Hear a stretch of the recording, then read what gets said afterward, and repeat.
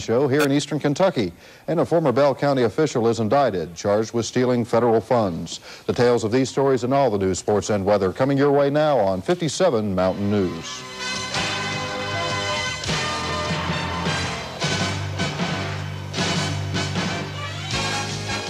Weather with Karen Parks. Sports with Gary Johnson. News with Steve Crabtree. 57 Mountain News at 11.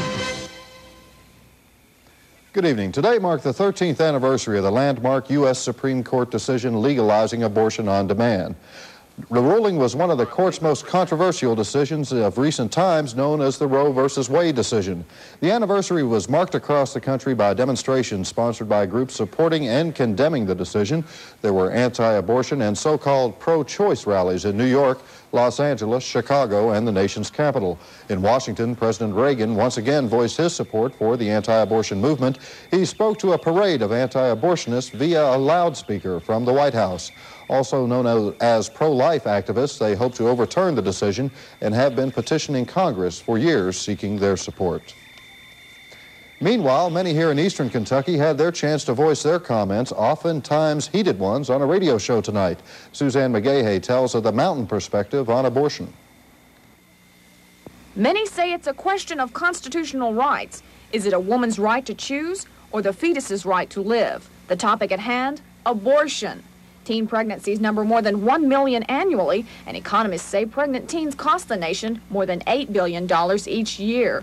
Such was the discussion tonight at the local radio show, Talkback, and the topic sparked fire in many listeners. People, as far back as time, women have done things they shouldn't. But anymore, that's all they teach in school. It ain't no wonder so many young women's going bad.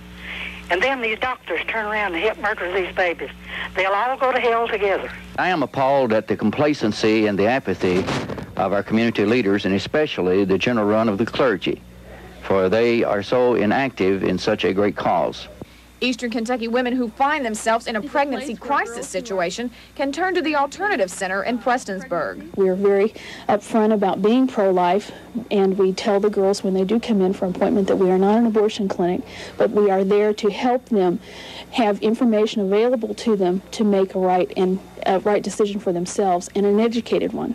Kinzel says since the center opened last December, they have helped more than 100 women. She says the age of their clients has ranged from 47 to a 12-year-old. She says the center offers free pregnancy tests, help to find housing for the unwed mother, and provide clothing and other necessities for the newborn. Kinzel says the center doesn't hide the fact that they are pro-life, but does offer abortion information. We're giving information so that girls can make an educated choice, so that they know what will happen to them medically, what the procedure is.